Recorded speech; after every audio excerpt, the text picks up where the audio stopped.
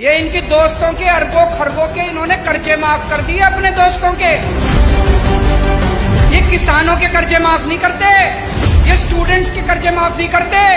इन्होंने अपने अरबपति खरबपति दोस्तों के कर्जे करोड़ों करोड़ों करोड़ों के लाखों करोड़ों के कर्जे माफ कर दिए। इनका एक दोस्त है, उसने 87,000 करोड़ रुपए का कर्जा ले रखा है, एक आदमी ने सारा माफ कर दिया।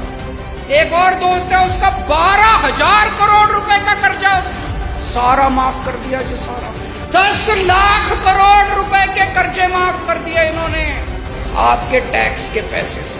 इसलिए महंगाई हो रही है। ये जितनी बात कह रहा हूं मैं सच बोल रहा हूं। अगर मैं कुछ भी झूठ बोलूंगा ये केस कर देंगे कल मेरे ऊपर। पढ़ा लिखा आदमी हूं मैं, इनकम टैक्स का आदमी हूं, सब समझता हूं इनके चोरी चकारी सारी। आप एक रोटी खाते हो, एक रोटी पे 1 रुपए का जीएसटी लगता है। एक कप दही के ऊपर 1 रुपया जीएसटी लगता है। आपने ये जितने कपड़े पहन रखे हैं इस पे टैक्स लगता है। आपका पंखा चलता है, पंखे पे टैक्स लगता है, बिजली पे टैक्स लगता है, दही पे टैक्स लगता है, शहद पे टैक्स लगता है, गेहूं पे टैक्स लगता है, चावल पे टैक्स लगता है। पिछले दिनों इन्होंने खाने पीने की सारी चीजों के ऊपर टैक्स लगा दिया। इतना टैक्स, इतना टैक्स। इस वजह से महंगाई हो रही है। बस सांस लेना ही बाकी है, चिंता ना करो, एक बारी और आ गए तो उस पे भी लग जाएगा टैक्स। कोई दूर दूर तक सरकारी काम दिखाई नहीं देता, तो ये अरबों खरबों रुपया जा कहाँ रहा है? ये जा रहा है इनके दोस्तों की जेब में। मैं आज लिस्ट लेके आया हूं, ये इनके दोस्तों के अरबों खरबों के इन्होंने कर्जे माफ कर दिए अपने दोस्तों के। इनके कई दोस्त हैं, उन्होंने बैंकों से कर्जे ले रखे हैं। किसी ने 5,000 करोड़, किसी ने 10,000 करोड़। और जब कर्जे वापस करने की बात आई, बैंक आया उनके पास, तो उनकी नीयत खराब हो गई। वो इनके पास गए, बोले जी हमारे कर्जे माफ करा दो। ये किसानों के कर्जे माफ नहीं करते, ये स्टूडेंट्स के कर्जे माफ नहीं करते। इन्होंने अपने अरबपति खरबपति दोस्तों के कर्जे करोड़ों करोड़ों करोड़ों के लाखों करोड़ों के कर्जे माफ कर दिए। ये जितनी बात कह रहा हूं मैं सच बोल रहा हूं।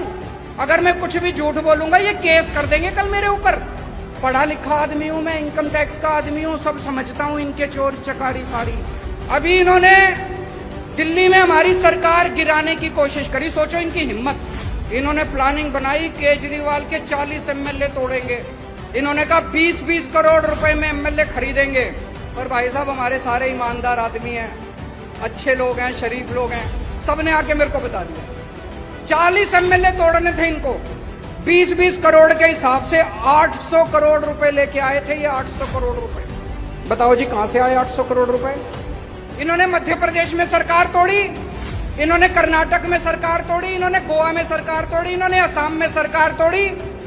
277 एमएलए खरीद चुके अभी तक ये। 277 20-20 करोड़ रुपए के हिसाब से भी लगा लो, 6,000 करोड़ रुपए इन्होंने एमएलए खरीदने में लगा दिए। ये पैसा कहां से आया जी? ये आपके टैक्स का पैसा है, ये जीएसटी का पैसा है, ये दूध दही के ऊपर टैक्स का पैसा है। इसलिए महंगाई हो रही है भाई साहब, इसलिए समझ के जाना।